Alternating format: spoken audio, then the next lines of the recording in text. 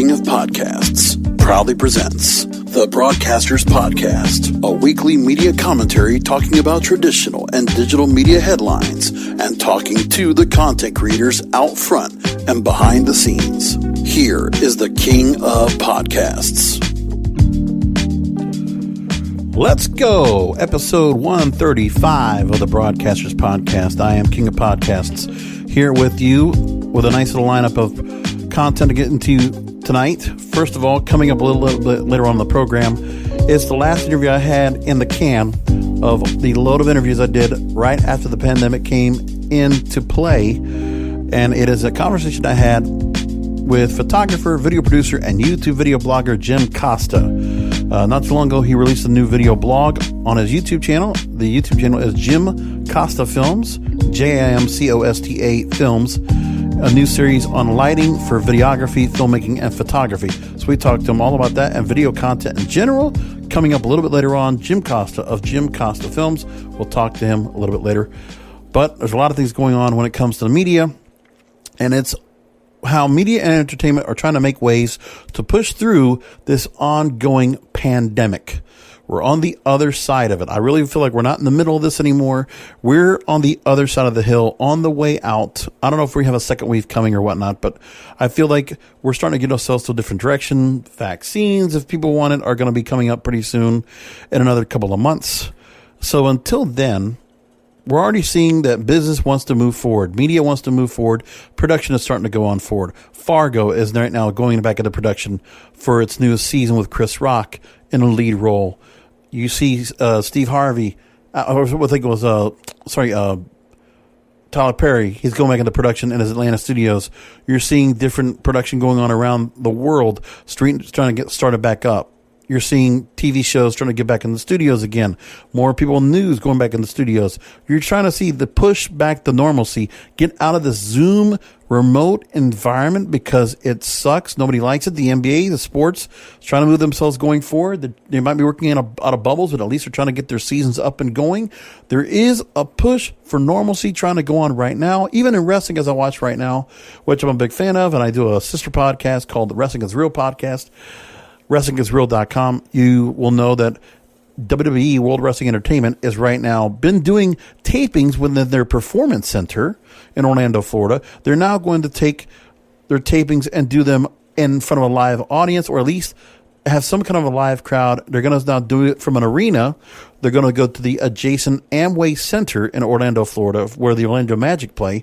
They're going to be able to do events there. Well, they'll have pyro. They'll have everything going on so they can try to get a semblance of what the show has been like. So they'll have people coming to the show. They'll have a way to go and have a socially distant crowd there with masks on, and they'll probably get tested. So they'll have a way to kind of get the shows going up again. They're talking about having that ready to go after the Monday night taping, or the show that comes up Monday night. They're going to try to do more shows like that. So that's going to be a good thing they're trying to go forward. Maybe in their SummerSlam pay-per-view is going to do the same thing. So again, trying to get sports back up, trying to see entertainment and media in general back up and try to get it moving. Because we still need content. Everybody still needs content. And maybe during the last 5 months or so we've been here, like it's going to be 5 months for me coming up on Saturday that I will have been here basically kind of quarantined, not been back to the office. Been gone for 5 months. It feels like it's been forever. It feels like it's been a year. But nevertheless, we're doing this. We're all trying to push forward, and we're trying to find ways to move forward. There are costs, there are creative challenges, there are obstacles. We're going to talk about some of those with some of the things that are happening now. So first story I want to talk about, let's start with remote control, with making the television mid-pandemic. New York Times put a very extensive article on this. So Alex Solosky recently wrote, story starts off with, when TV production stopped in the spring, a few showrunners began working on pandemic-themed series that can be shot mostly from afar. But will viewers even want to watch more shut-in stories? Well, if they're going to do it, they're going to have to do it now. Because whatever they're doing right now, they can't go ahead and try to create Zoom-created kind of stories. Because I think once we get past this pandemic, the faster we remove ourselves from that environment and get back to what we've normally seen on television, in general, like we're going to still have a few things that are going to still be how they were. Like, masks, people having that or being extra hygienic. Some of those things, social distancing, will probably still be a norm. going in the next year, because people are going to just want to feel to do that. Because if we've kind of programmed ourselves, if we've kind of accustomed ourselves, if we've gotten comfortable, which by 5 months, we're not getting comfortable with what we're doing right now. Like, I'm getting comfortable working from home. I'm getting comfortable doing a lot of content. I'm getting comfortable working on, playing the stock market and getting more into that. Like, these are the things I've been doing. And this is not what I was doing before. Like, it was nice to go out and do things. I still go out now, but not even close to as much as I did before.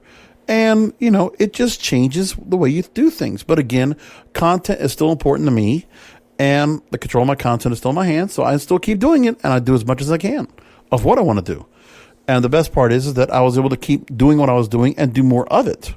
Because I think I work harder than I ever have, because I am home. Because of the fact that I don't have the commute up and back, I save 3 hours a day, 5 days a week, all the miles, all the money I would spend going on the road, eating this and that. And if I want to go and stop in, check on emails, I want to work on a couple of projects, I can do that. And it's not going to hurt me going to do that. So I go through that whole system, that whole process. It's what I feel like doing. So back to the story from the New York Times. Leslie Odom Jr., the actor, they talk about working on a 3-day shoot for Love in the Time of Corona, a free-form limited series that premieres on August 22nd. Then they also talk about how there's a dramedy about couples who are navigating the pandemic, joining HBO's Coastal Elites, NBC's Connecting, and Netflix's Social Distance, all of which are set amid the COVID-19 crisis, shot with the strictures, I never heard that word before, safety precautions and workarounds that such a crisis demands. The bungalow is Odom's own, the laptop and table too. His real wife is playing the role of his wife, and fellow executive producer is Nicolette Robinson, who is doing the role with him. Face mask production assistant, who sometimes enters the frame, his sister-in-law. So that's what's going on there. We're starting to see some of this. Now, back in March, Los Angeles suspended filming, and writer-producer Hillary Weissman Graham managed her pandemic anxiety by texting some of her former Orange is the New Black colleagues with a crazy idea: a remotely produced and shot anthology series, which was quickly set up, a pitch meeting, and Netflix was greenlighting 8 episodes. And then they brought it in the Zoom. They bought it in the Zoom call. Weissman Graham joked. So that's what we have. There's also scripts for Coastal Elites, a series of linked monologues originally intended as a film live event. They're the only ones that preceded the pandemic. When the live part, 3 nights at the Public Theater in Manhattan, became impossible, the writer, Paul Rudnick, adapted the monologues for a new remote reality. A 90-minute special was created, starring Dan Levy, Bette Midler, Issa Rae, and others, which will debut September 12th. So see, these are some of the things that people are doing. But again, they're doing it in the Corona style, which I don't know if it's going to do very well. We can see how the ratings go for that if people really are interested. Because the other question is, they're going to be movies that are going to be based on the pandemic. So we're starting to see some of that now. Are people going to want to look at that? That's an interesting story. Like, it's a creative way of trying to get things moving on. Because remember, without the normal resources, people are they're not rehashing or rebooting. They're finding something else to do to try to keep things going.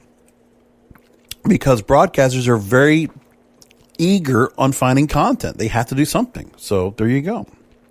June, SAG-AFTRA, the Teamsters, and Associated Unions released The Safe Way Forward, a white paper suggesting how film and TV might safely resume, emphasizing a need for COVID testing, protective equipment, limited contact. So again, the framework to get back into production is in place. And so far, producers are opting for a remote design process via webcam. Costume designers shop actors' closets, supplemented online orders. Hair and makeup artists created looks remotely and prepared tutorials. Odom said that he actually spent quarantine like a lot of people in the same black sweatpants and black T-shirts, and it wasn't quite as interesting for television. So again, they were working to find their way to do some other things to try to make this more of a production. Then actors auditioned various rooms, furniture, and knickknacks. Some props were ordered online. Most of them arrived with enough time to guarantee safe services, while others were sanitized and left on various doorsteps. No craft services trucks were deployed, but if actors needed food for certain scenes, meals and groceries were delivered too. So again, they're trying here. Now, what I would like to see them do is not make it have to be pandemic all the time, but work with what you have and make something that resembles what we would normally watch is more important, because I think what you want, the scenery, the backdrop, the background, the cinematography, you want it to be similar to what we're seeing, and then make the scenery and make the script, make the plot, make the storyline good. And I think people will buy into it. And I think no one's going to look second. They're not going to have a second look at this, think twice if something's being done during a pandemic. I think this is an absolutely wonderful idea. You find ways to work this out. You can find some way to make this work. You might not have all the props. You're working around it. But again, this is not a bad way of doing this. It's actually an interesting story. While actors are normally excused from pre-production, the performers in these projects become their own location scouts, design assistants, wardrobe supervisors, hair and makeup professionals, and camera crew. Weissman Graham said, quote, "It was cool to see that they were totally willing and excited to go back to their roots and dig into a performance and lug a tripod up their stairs." I love this. See, then these actors and actresses, the talent is starting to learn behind the scenes their own. They're finding a way to make this work. And it is not a bad way to do that. I think this is pretty smart. Because while we're waiting to get things back to normal, these are the kind of things that will help us get towards that direction. We're not going to be relying upon this all the time. But I think more than anything else, we're going to do this because of the fact that it's going to be something that will be good. Like, you'll have something different to watch. We might have the underlying knowing that this was done during the pandemic. Otherwise, no one will think twice about it. Again, that's where I think things go. Connecting arranged for contactless filming. The entire process is designed so that literally no one needs to leave their home. Each actor received the mini filmmaking kit, several iPhones, grip stands, tripods, sound equipment, and then underwent a mini film school to figure out how to use them. This is kind of cool. Like, we've seen movies done with iPhones. We've seen films done in certain fashions. This is not a bad idea. Like, we've seen how certain award shows and certain events are being done from home. It doesn't even be like that all the time. But at least for right now, make it so it feels a little bit natural and it's realistic. It's not a bad idea. Other shows that embraced a hybrid model, which crew nearby, sometimes in a van just outside, gave the shoot a feel of a surveillance operation, or briefly inside or in a backyard, though never in the same space at the same time as the actors. And the best part is, when you're editing this content, we've seen that all anybody needs right now these days to go ahead and edit and produce content, all you need is a damn iMac.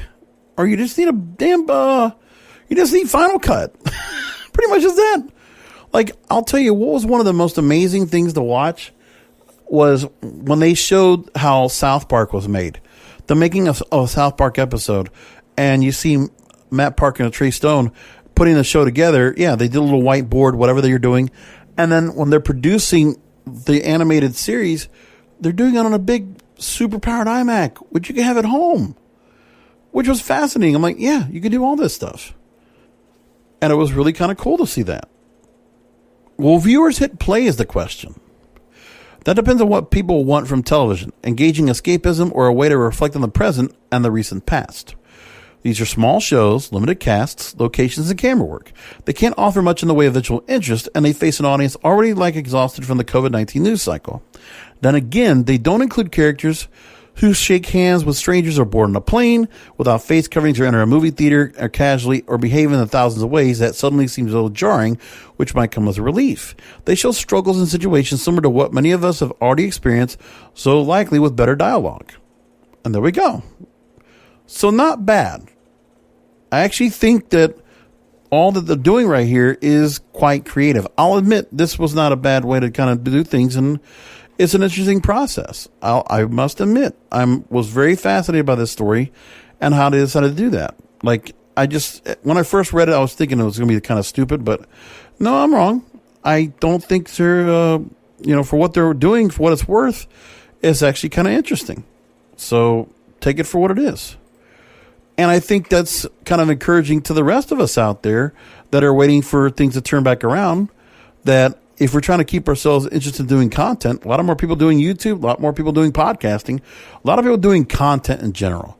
So if this is something they can do, and if the Hollywood types need to find a way to move themselves back together, I think they learn a lot from being part of the process and really going guerrilla warfare on creating film and television like they're doing right now. I think this, again, time capsule. would be something really cool to see. So I can appreciate what they're doing right here. I think that's a pretty interesting concept, if you ask me. AMC theaters are coming back. And there was something that came out, which, by the way, I don't understand how AMC stock actually came up. And since I sold on it because I didn't stay on it, because I thought they were not going to come back right away. Well, damn it, the holdings for AMC have gone up a lot in the last couple days. So, I mean, just in the last 5 days, I think it was on Friday that I did sell at $4.14. Well, it's now up to $5.31. So, at the moment, it's gone at least about 20% up, maybe a little more than that. So yeah, it's nuts. But yeah, it's actually now $5.49 with after hours trading as I record tonight on August 14th. Well, one of the things that really shocked me that people were like okay with is, number one, they let the universal window we talked about a few weeks ago. If you didn't hear me talk about it here, I talked about it on my when I'm not podcasting series, which you can find linked over at broadcasterspodcast.com. You can also find the link over at kingofpodcasts.com as well. But and you can also find my YouTube channel where all my content is, youtube.com/JBRASCO951. You can find it there. Well, AMC Theaters is charging 15 cents a ticket on opening day. Well, why are they doing that? Well, actually, they're going to charge 15 cents for opening day. All right, so that was kind of cool that they're going to do that. Okay, and that's how much it was the cost for a movie in 1920. So to get people back, they're going to put movies out for 15 cents. So the movies you'll be able to see would be something like Black Panther or The Empire Strikes Back or Christopher Nolan's Tenet. Things like that will be, so that's what they're going to be doing. August 21st, they'll have a bunch of older films, 10th anniversary of Inception, Back to the Future, Ghostbusters to Grease for $5 a ticket. That's what they're going to do there. Now, one of the things that's actually very interesting is this, that I thought was fascinating that they actually decided to do. I thought people would be kind of pissed off that they were going to do it. So I saw a story from MovieWeb that kind of like shocked me. So as the AMC theaters are going to be opening back up, the CEO, Adam Aron, has said now publicly that paying for the costs of new health and safety protocols in cinemas will be ultimately left to the ticket buyers. Yes, that's what they said. So he said that while they will hopefully help to keep patrons safe, new protocols will not be cheap. The plan seems to be for the customers to pick up the tab. Speaking with investors, Adam Aron said that costs would be passed on to the customers, meaning the price we pay for movie tickets or food or beverages for the concession stand will be higher than what they were. And while they've been going on with things and renegotiating their debt, it's also playing a part in keeping the company afloat, or else they wouldn't have survived all its theaters for closing for so many months straight. The other thing I was mentioning was the Universal deal where a movie that goes into theaters first, that's Universal's Pictures, they will be made available on home video after 17 days. And there you go. And according to Aaron, likely that AMC's competitors will also follow suit with similar movie release plans. So some of these movie theaters will be willing to say, you know what, we'll let this movie go for 3 weeks, and then you could go ahead and put it up for a premium price on home video, or for on-demand, video on demand. Thinking people might go and go with it. Well, Regal and Cineworld, Regal Cinemas, they are referring to the agreement as the wrong move at the wrong time. And one of the other things that's really crazy, that's going to really get some people miffed, is that Mulan, which is originally supposed to be released in August, is now going to go straight to Disney Plus. They're not even putting it in the theaters. That's a pretty good move to go ahead and take a risk on. But again, Disney Plus is antsy for having something to show and keep people watching their service. So that's why they're going to do that. Pretty risky move, I must say.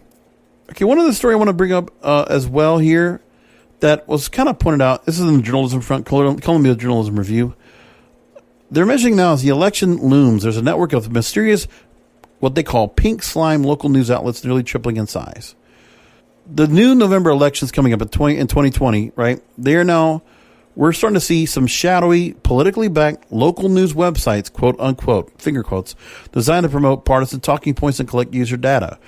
2019 of December, the Toe Center for Digital Journalism reported on an intricately linked network of 450 sites purported to be local or business news publications. And now the size of that network has increased to over 1,200 sites. Wow. So what's happening is you're seeing articles about voter fraud using data, negative pieces about representatives, stories supporting conservative candidates. They're trying to say it's a one-sided angle, and they're calling it pink slime journalism. So it's low-cost, automated story generation. And that this is an increasingly common campaign strategy for political action committees and single-interest lobbyists to fund websites that borrow credibility from news design to help advance particular agendas. So the thing is, I don't like any of this at all. I mean, just the fact that we're getting websites that are acting local when they're not, when you probably can't even communicate with the people that are putting the content together. Pretty shitty. But again, this is syndicated content that's out there. Plus, if the media were doing their job, we wouldn't be colluded with all these different sites that are out there. You know, I mean, let's be honest here. When you see a story like this, and they're talking about all these different automated low-cost sites coming up with political agendas, well, whose fault is that? That's the mainstream media's fault. That's the elite media establishment, because these smaller outfits are taking advantage of a lack of trust in journalism. And so for those that are easily persuaded, then they're going to read some of this here and they're going to say, oh, okay, here's what's going on. But again, it's like sponsored ads you used to see at the end of a publication, a blog or whatever. Sometimes you see sponsored ads up there because you think, or sponsored articles that you think will kind of get people to be interested. But again, it's the same thing. It's all bullshit. It's all clickbait. So I don't want any more clickbait in general. I'd like for the elite media establishment to be broken up so that we're not having 4 or 5 different networks running all the major media outlets around the world, or around the country for that matter. Like, I would rather have everything broken up, because then with more competition, we might actually have some objective journalism out there. But citizen journalists, they don't need to do this kind of thing. There are good journalists out there. Sometimes they're on YouTube. Sometimes they're on, they have the WordPress sites or blog or whatever it is, and they're trying to find a way to get content out there. But again, this is being positioned as a conservative thing, but I don't give a shit if it is or not. My point is, the only reason it's out there is because the failure of the elite media establishment is doing this.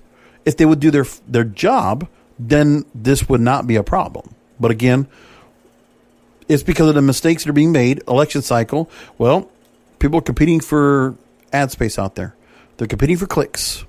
So the bloggers, when you have more places being laid off, more outlets having layoffs, and people are struggling right now, well, that's what happens. So there you go. Leave it right there. Interesting thing, I will tell you, I did this as well myself, is the fact that I happy to say that there's going to be a new place for podcasts to be found, and that's Amazon. Amazon Music is now adding podcasts. Yes. Well, they already had Audible that already has content, right? More or less has podcasts on there, but now Amazon Music will have podcasts. So they have revealed in emails to multiple podcasters plans to begin streaming podcasts on Amazon Music and Audible. And Billboard and The Desk are reporting this. So the company's terms and conditions feature a significant point under the content restrictions header that claim podcasts cannot feature anti-Amazon rhetoric. Your content, quote, may not include advertising or messages that disparage or are directed against Amazon or any service. Got it. So, fine with me. Actually, I'm an Amazon guy. Hell, I'll try to promote kingofamazon.com to get people to go to Amazon. I'm an encourager of it. So, there you go. Plus, I buy all their services. I got Amazon Prime. I got Amazon Prime. So, I'm like, what am I going to do about that? I like them. Whatever. But yes, I found that, and it's great. And it's kind of cool. So I've already submitted podcasts I got to submit for one network. I already submitted for another network that I work for, my full-time jobs. But yes, this Broadcasters Podcast, the Wrestling Grill Podcast, and the When I'm Not Podcasting series have all been submitted to Amazon. So hopefully whenever they decide to roll it out, I will be on there on Amazon Prime and Audible, and I'll be happy to promote those when those come out. So there we go. All right, time for me to go and move along to my featured interview. Again, I did this back in March, where I spoke with photographer, video producer, and YouTuber Jim Costa. And again, his YouTube channel is Jim Costa Films. Interesting stuff. When I looked at it, really great conversation I got with him. And you know, for what it's worth, his stuff is really good.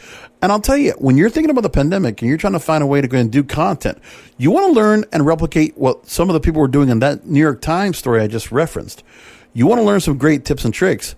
Check out Jim's blog. Check out his YouTube channel. He's got a lot of stuff going on. And you can find out for yourself a lot of tips and tricks in lighting and the way you present content so it looks good, sounds good, everything. I can appreciate where he came from. So I had a great conversation with Jim. And I'm glad to go ahead and present that to you right now. Part 1 of my interview with Jim Costa on the Broadcasters Podcast. Enjoy. To talk to any video audience that plans to go and watch and listen to this recording of my interview here with my guest, just so you know, there's a green screen behind me. The thing is, it's during the daytime, so I usually have it at night. I record if I do anything on video. So that's the reason the green screen is just sitting behind me, but I don't have anything behind it because it just doesn't look right.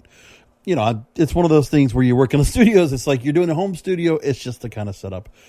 Now, moving along, here on the Broadcasters Podcast, I'd like to go and welcome my guest. He's a photographer, a video producer, and a YouTube video blogger with an extensive background in television and so much more. I'm here with Jim Costa. Jim, thanks for joining me here on the Broadcasters Podcast. Hey, I'm happy to be here. I appreciate the opportunity. Absolutely. You recently released a new video blog on your YouTube channel, Jim Costa Films, JIMCOSTA Films, one word. It's a new series on lighting for videography, filmmaking, and photography. What do you think content creators need to be better at that prompted you to start your vlog? Well, I did it. I honestly got started because I've been doing this for over 3 decades, and somebody once told me they think that I forgot more than I've known, if you know what I mean? Right. That after all these years and so much has changed. So honestly, people that I know have always called me and said, I need help with this. Something's wrong with my iPhone, my iPad. You know how it goes. It froze up. Help me out. And after a while, I was like, I got the same question like 10 times. Maybe I should just write it down or something, so I don't have to keep doing it. And I was like, I'm a video guy. Why did I write it down? That's right. So I started making, honest to God, just started making little videos on my phone, directing people what to do. If your computer freezes, you don't always have to unplug it and start it back up, or you don't have to sit there. And that's how it got started. I mean, it's simple as that. People say, wow, this is really good because I'm a video guy. So it's not just, shaky handheld video, And I was like, somebody said, you could actually do this. And I was like, right. I'm so busy. I can't do this, dude. I'm so busy. Yep. So I just went ahead and put out a couple videos on YouTube, just of the, with a little production value. And I recorded the screen and everything to follow step by step. Blew up. Total That's amazing. Shot. And honestly, I can't tell you how many times where YouTube has become such a go-to just for do-it-yourself. And just to, again, get information because somebody else has figured it out, and just to have that visual component. I mean, it's pretty obvious, but you just see it so much more now where, for fixing cars, for fixing whatever it might be, a do-it-yourself kind of deal. There used to be little Time Life books. Remember those back in the day that you used to have this do-it-yourself for, fixing your refrigerator or, fixing your roof or whatever it is. That was the thing. We have gotten so far away from that. And because of the fact that, most importantly, the platform's been there. But more importantly, we needed the experts to go ahead and make their way on there so that we knew what we were doing. We're not going to go rely ourselves on the Bob Vilas of the world to go and show us a 30-minute show when we can find something that's directly pinpointed accurately on what we're looking to go and get fixed. And it's not so much from a message board, which we had over a decade ago. Now we're seeing good quality done videos, and you can actually see what's being done. You can hear the person. You can get everything that you need. I'll give you a real life example of that from just last week. Like everybody else, I'm at stay-at-home order, right, because of the pandemic. Correct. And so I had way more time than I usually do. So it's time to tackle that list of house things, that I need to be done, but never seem to have time to do them. Right. Went online, figured out how to change the weather stripping because the cats try to get in the door and they scratched it all up. I had no idea how to do it. I've never done it in my life. How do you do it? Yeah. Found a couple of videos, super easy. It was like on a scale of 1 to 10, it's like a 1 project. But I'm sitting there at the door, like with a dumb look on my face, no idea. Ripped it out, cut it, installed it, took 10 minutes. This problem has been sitting around for like 3 years. I never got to, done in minutes. That's why I love YouTube, honestly, because I fixed the pilot light for my water heater one time. I don't know how to fix it. I don't know how to do anything. I can't hammer a nail straight. I'm a video guy. But then most importantly, because you're helping the helpers on top of everything else because of what you're offering here with your advice. That's what's actually needed is much more of that than anything else. Let me go move along here. Now, from demandgenreport.com, that's Demand GEN Report, they wrote this, quote, video content is no longer a quote unquote nice to have for businesses. It is essential. Videos are now replacing text and image driven content across marketing campaigns. According to eMarketer, 30% of B2B marketers said that boosting sales and converting customers are among their top priorities when producing content. Demand generation marketers should focus more on video content to promote their brands and drive interest among audiences that can turn into paying customers. Do you agree, and why? I agree, definitely, yes. With, exclamation point on definitely. And the reason is simple. Video use, I can tell you personally as a video guy, has increased exponentially, right? Across all platforms. Right. I mean, here we are, you're a podcast, but I'm also recording it, right? Yep. Also, the video it's everywhere on social media, it's much more engaging. If you do a video campaign, because I do advertising, do commercial work and social media campaigns as well. If you do a text ad, like in the newspaper, let's say the classifieds, you may get a response or you may not. You do a photo ad, either in the paper or on social media, maybe you'll get, if you're lucky, you get 5% return. So just throwing that out there. Do a video ad, you can guarantee to double that or more.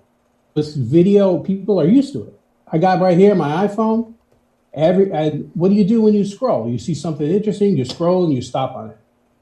Because video, we were just talking about YouTube, has become so integrated in our life, it delivers more than just, I need help fixing my water heater like I talked before, or someone needs to learn video. It delivers for companies that use it in their marketing strategy, and way better than anything else that we have available right now. Yeah. And most importantly, it doesn't have to be just YouTube, because we know there are other outlets. There's just others that are other platforms that work serviceably for somebody else, so with Vimeo or Dailymotion, and there's also streaming services the same way. So I'm not want to just isolate and just say YouTube. It's just the biggest repository there is, and it's very easy. Everybody knows what it is. That's what it comes down to. Audiences expect video. Same thing for Demand Gen Report. They also said this. Audiences expect video to be part of their digital experiences. Fascinating to me because of how things have come. But now I'll bring that up in a moment. In fact, more than 70% of the U.S. population watches video content monthly. They're not talking about television or cable, whatnot. We're talking about video content. It's either from YouTube, Facebook, whatever it might be. Marketers need to understand the ins and outs of their video strategies to ensure they're delivering content that resonates with audiences and, most importantly, drives action. Do you think video engagement is happening more because we have more access to the content and more and better bandwidth with all of our devices more than anything else? Well, I think that those do contribute, but I do think that there's other factors. For example, let me just give you a couple ideas here that I think. Obviously, bandwidth is important because we're starting to get 5G now, which means you can stream up to, probably you can get up to 8K. It's not available here in the US, but it is available like in Japan and stuff. I do think that having video that doesn't, isn't choppy, like you're seeing it now. If you watch the news, right, it's on 24/7. People are social distancing. They're not in the studios talking about the pandemic. So you can tell who has a good internet connection and who doesn't because somebody's just looks like they're in the studio and it's nice and clear, and somebody else is all choppy and blocky. But people are more forgiving of that, especially when they want the information. Does it help? Yes. But that's, to me, not the most critical. Of the two, you said bandwidth or access. Right. My money goes on access far more because it's everywhere. I mean, literally, I have an iPhone, I have the internet in my hand. I spend more time on my phone than on my computer, right? And probably most people do. If you're not working, you're probably not on your computer. So because video access is everywhere, because you can get Wi-Fi pretty much everywhere, that is of the two, the bandwidth and that's more important. People, like I said, people spend more time on their phones. I discount bandwidth for another reason too. Now I know I would talk about YouTube because I have a YouTube channel, but right. Everyone's home. But you're right. There are other platforms that are great. I have nothing against Dailymotion or Vimeo or whatever. I talk about it because that's where I have my show. Right now, YouTube is down streaming. They're not doing 4K or high def resolution. They're only doing, for example, standard def, which frankly we haven't had in this country in like 10 years, right? But use is way up. So does anyone care? Well, they're home more, so they have more time to watch, but nobody's complaining. Everyone's still watching video, doing the things they got to do online. So does bandwidth matter? I say, as long as you have a fast enough connection, it's fine. No, I agree with you there. I'm not worried so much when it comes to my devices. If it's a mobile device, if it's on my television, I think that's when it's ultimately you want to have best quality possible. That I probably agree with. That's where I come from with that. But the other thing too is that it comes the same way when I'm looking for anything on my television, it should be high quality. So I have a pet peeve about all these shows that are trying to broadcast from home, because now you see all these late night shows. You see a lot of news programming in this pandemic of the coronavirus, which we were recording in during the middle of. The thing is, you're seeing a lot of programming, and then you see all these different news channels, which I try to avoid the news altogether. A lot of disinformation. My thing is, I see people using Skype and other sources and teleconferencing, but I've seen it done better. I mean, when I look at the NFL draft, when I look for ESPN, when they've done certain reports where they had, covering from different football teams around the country for the draft, they'll use like Cisco teleconference. It looks great. I mean, no even need for satellite. And they're getting the people, and it's real time and it's fast. But, other sources, they're not doing that yet. I don't know why they don't do that. And they're taking a point of making sure the quality looks good from the output, so that when people are trying to consume it no matter the bandwidth that's being taken or the quality level, at least it's coming in looking good and sounding good. Well, you do make a good point there. And I think that in normal times, that makes a difference. And I agree. I like to watch things on TV. I'm less forgiving on my computer or phone. But I think that, so you're right. If I'm watching Netflix or something, I expect it to be nice. But I think because of the current situation and because everybody is doing it, like, I know you say you don't watch the news so much, which is probably makes sense. I do, but I don't want to watch it because I know what I'm going to get from that. That's why. Well, yeah, no, I'm not saying that. You know what I mean? Yeah. But because so many people are doing it now, I think that people are more forgiving than they might normally be. Mm-hmm. But in my opinion, I may be wrong, because, it doesn't matter what news station you watch. Or let's say, for example, it could be Fox, it could be MSNBC, it could be the networks, doesn't matter.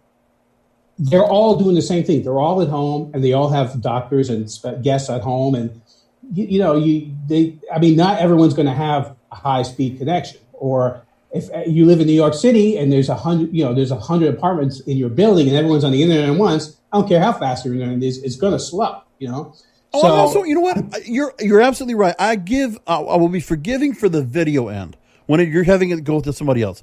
My problem is the audio end, and I don't know about you, but I'm a big audio guy. Everything I want it mic well for audio. So like when I'm trying to watch movies and the Foley and the actual sounding and the syncing of audio is kind of off. And I know it's got to be, portrayed in a certain way. So you can only be so justifying for audio when it comes to that. Same thing for when I'm watching the TV news. The doctors, that's all fine.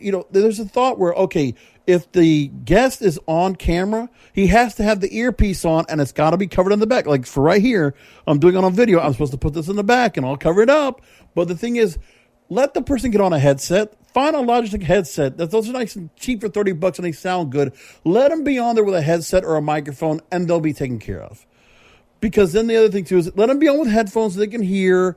Like, okay, if it's a little bit antiquated, I would rather get to hear everything said right than hearing a big cavernous cave of this person try to talk through the noise. That's all I'm coming from. All right. Well, I understand that. As a podcast guy, I 100% agree with you. Right. And you do make a point that a lot of people, like filmmakers, don't pay attention to or notice as much. And is that the secret to good video or film or whatever is good audio. Yeah. I mean, there's a reason why you go, well, when you can go into the movies, again, you're surrounded by speakers on all sides and everything. We create our television commercials, for example, with the idea that you should be able to know what's going on without the sound.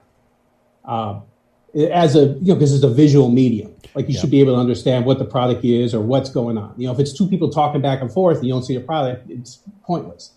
But filmmakers know this, and it's kind of what you said, is that really the secret to people will forgive bad video if the audio is really good. And you're 100% right about that. Yep. But it's kind of an unknown secret or whatever of the film world or video world that they don't tell you, which is why the soundtrack is so important. You go into the movies, I mean, go watch something with the sound off. You watch your favorite movie at home or whatever. Turn the sound off. It's not the same. And the other thing, too, is I think also digital audio hasn't helped much in that sense because if I look at movies that were like, from the 60s, 70s, 80s, and just the way it sounded, when you could hear all the noises and everything that was going on and the dialogue, it just sounded better. And the same thing you can also see now when they're trying to remake movies and they're remastering them. You notice they always change the sound of it, so now it's just more amplified than before. So like if I'm watching certain TV shows that got remastered for high def, they remastered the audio. So they did correct it as well.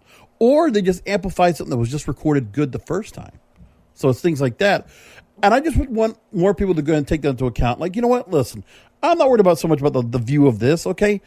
And this goes to my next question, because a lot of webcasts and podcasts are choosing to go with what I call the Howard Stern model of a radio setup. So I talked with Larry Namer. He was one of the original guys that invented entertainment television. So that's the first show that did what we see now, what Joe Rogan does. You see it more with him and others where everybody has a radio studio. They're using, microphones, mixers, and headphones, and they're doing it that route instead of getting lavaliers like yourself, putting yourself on camera with a nice backdrop. They're doing radio studio look.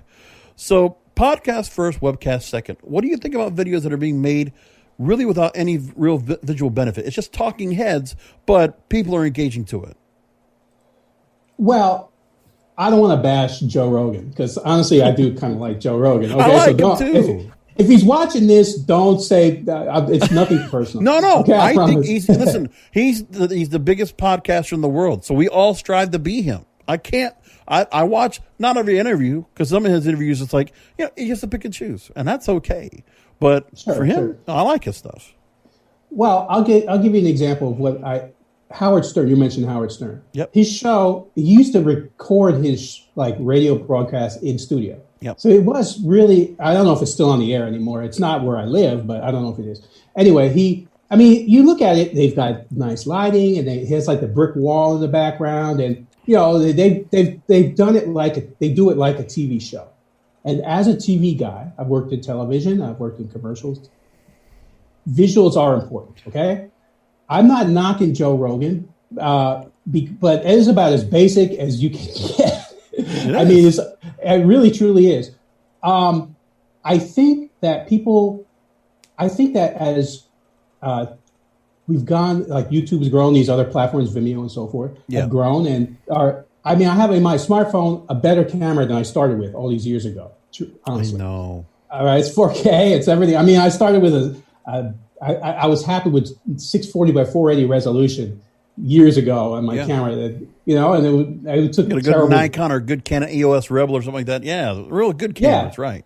Right. Well, they were great in their day. Oh, right? yeah. So anyway, my thought is people don't care about that as much anymore because this platform, like YouTube and this phone and everything that we're doing, anybody can be a videographer these days, a filmmaker. Yep. I mean, honest to God, I've seen videos shot by like 14-year-old kids with no education and no idea what they're doing on their phone and thought, wow, that guy could have won awards, when I started my career. Oh, It's that good. TikTok amazes me. The kids that are able to go on there in 15 seconds and engage you and do a really good job of it. You know, dub in some kind of music, or orchestrated, choreographed.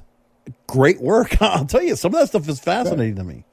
But what I think, yeah, you're right. What I think is because video is no longer for the elites, you know, like the filmmakers in Hollywood or the guys in New York, you know, anybody can do it. Literally, I'm home. I mean, I'm home now. I'm social distancing like I'm supposed to. Yeah. I'm a video guy, so I have a little bit of light. And I mean, I know kind of what I'm doing, but if I wasn't, you'd see my shelves behind me and my junk, you know.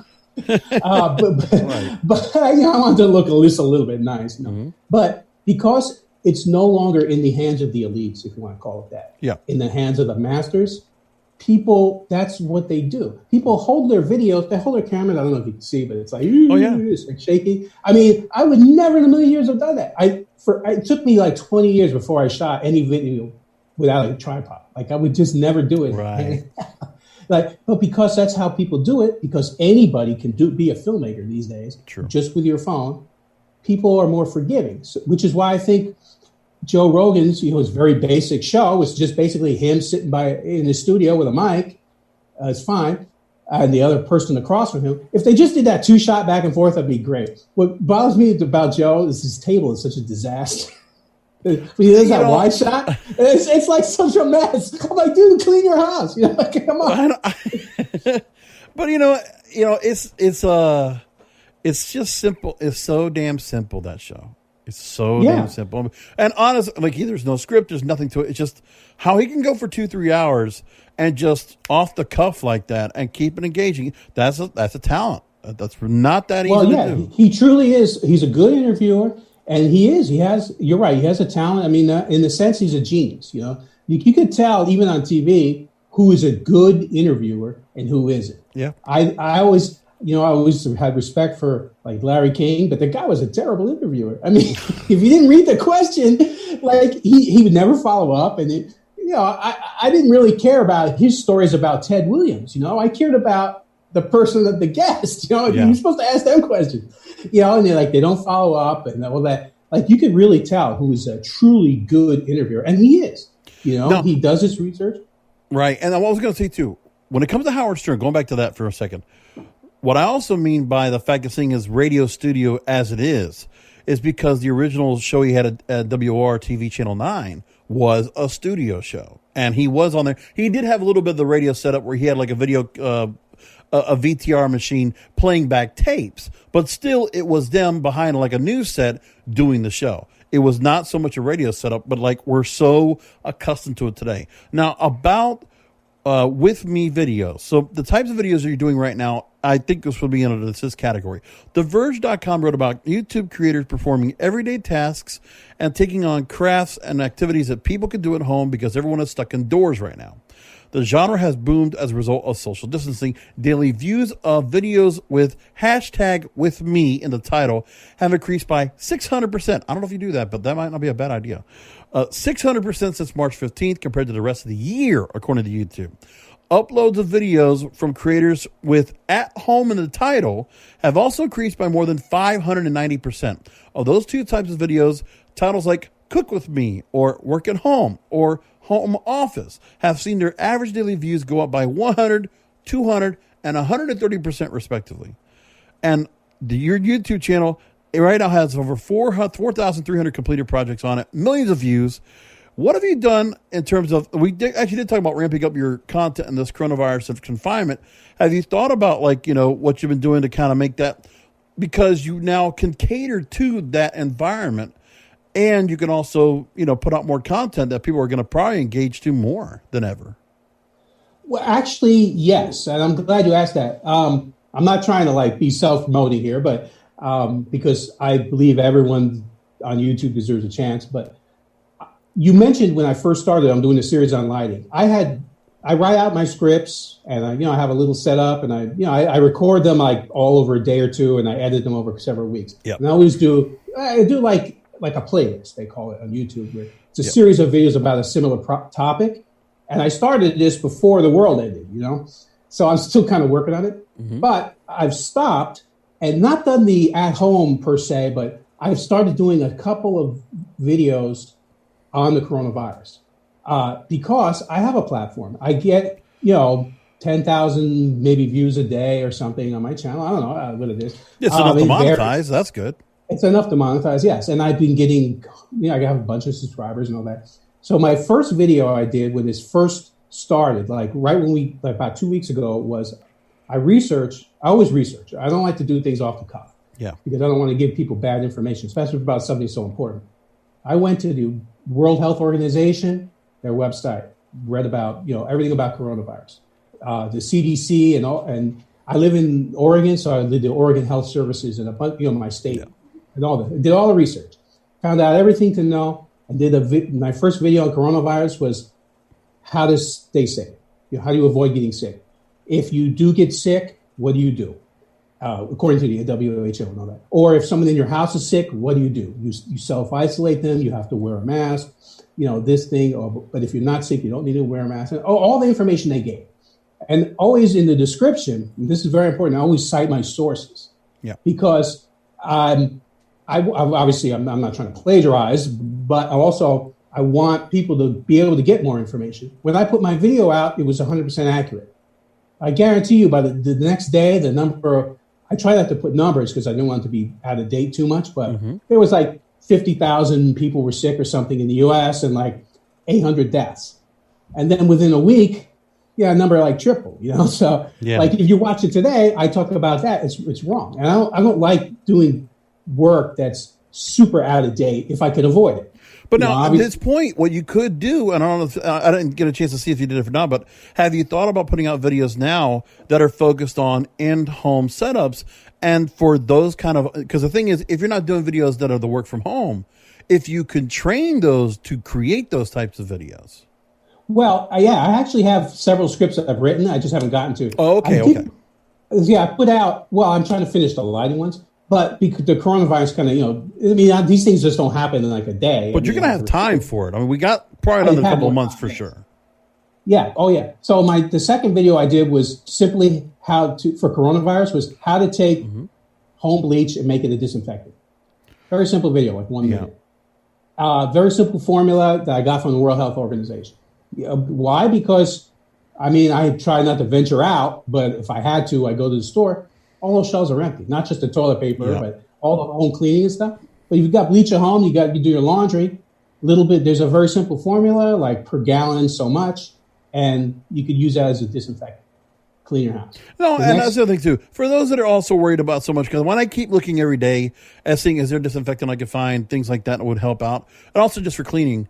The one thing I'm also thinking about, and I really didn't pay too much attention of it, but the kind of increase of supply that probably the hospitals and medical facilities probably need now these days in order to keep themselves abreast of what's going on. They're probably doing so much more in that process. So that's why, when you're seeing the supply chain of like the lack of Purell, is probably because, they're probably servicing all the hospitals right now more than ever before. So they really can't really cater at all to the consumer sector. The commercial sector can't be helped at this point. It's got to be the industrial side. And I can't disagree. Oh, absolutely. And I say, it's funny you mentioned Purell because I have the script written. I just haven't had a chance to record it yet for how to make your own hand sanitizer. Yeah. I got that from the CDC.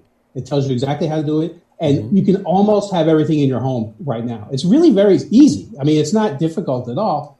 And I do this not because I'm trying to get subscribers or viewers, but because I have a platform that a lot of people watch. Yeah. And like they say, the government says, we're all in this together, right? We're all stuck at home right now. Yeah. My kids right now is upstairs. They're distance learning. They're in school. School started today. They're having classes just like we're doing, video conferencing back and forth. And I do this with clients. And yes, we're all in this together. And I have a platform. I'm not a doctor. I don't work in a company that makes, masks or like the stuff for the doctors. Oh, but you're doing your part. You're doing your part to help people out. That's what I'm trying. That was my point. I'm trying to use my platform to help people. Yeah. One of the videos I did probably a year or two ago was very simple. It's how to install and use Skype on your computer for free. I cannot believe how much that video has jumped. How in thousands of views a day that thing's getting. I'm getting like 50 comments a day. Yeah. Because, and that was just something I did to help. It was one of those ideas I had. Remember, people were asking me, how do I do this? I was talking about. That was one of those videos I did for that a couple of years ago, maybe. So I have been doing it for other things. We're using Zoom right now. So I got a script written out, and that's my next thing to record in the next day or two is how to use Zoom. Another one I did recently, last year or something, was WhatsApp. Because everyone's doing the same thing we're doing. Yeah. And they can't meet in person. So I have an opportunity to share my knowledge and help in my own way. I listened to your podcast. I think it might have been the last one. You were talking about the movie theaters being closed. Yeah. I think it was your last one. And all that. And I mean, I respected that because you're doing the same thing in a way. I know you're not a doctor and you can't manufacture the ventilators that they need in New York. Exactly. Yeah. Yeah. But you have a platform and you have a way to share your information, to get it out to people, to help them. You stay informed, you can stay healthy and stay well. And I mean, I respect that. And in a way, I'm trying to do the same thing in my own way with my platform. No, and it's good practical information. I mean, I wouldn't be like you said, we're not experts, but the one thing is I can appreciate what you're trying to do to help out in that respect. For my own content, it's just a matter of I have to respect the fact that this is upon us right now. And when it comes to this program, it's those things that are being affected by it that, for me, it's servicing the industry, like the media industry, the professionals that are behind the scenes. They're more the people that listen to this show. And I just think it's important for content creators to know that, there's other ways to go right now to try to help monetize, find a way to do something with your career or what you should be doing in the meantime to help yourself out, but also looking at what's going to change in the industry as a result of all this. But, I think a lot of things are going to be looked at as a result. Now, come back next week for part 2 of my interview with Jim Costa, unless something happens big, but we'll leave it right there. Thanks for listening in, finding the show, subscribing to the show as you always do, however you find your podcasts. Whether it's Apple Podcasts, Google Podcasts, Stitcher, Spotify, Spreaker, iHeartRadio, very soon to Amazon Prime and Audible. Thank you for tuning in. And until next week, remember content is king, and the control of your content is in your hands. Thank you for listening to the Broadcasters Podcast, presented by BroadcastersPodcast.com and KingofPodcasts.com. The Broadcasters Podcast is brought to you by KingofPodcasts.com/Amazon. If Amazon is good enough for the King of Podcasts, it most certainly is good for you. KingofPodcasts.com/Amazon. And don't forget to check out the King of Podcasts wrestling program. The Wrestling is Real podcast, exclusively at KingofPodcasts.com.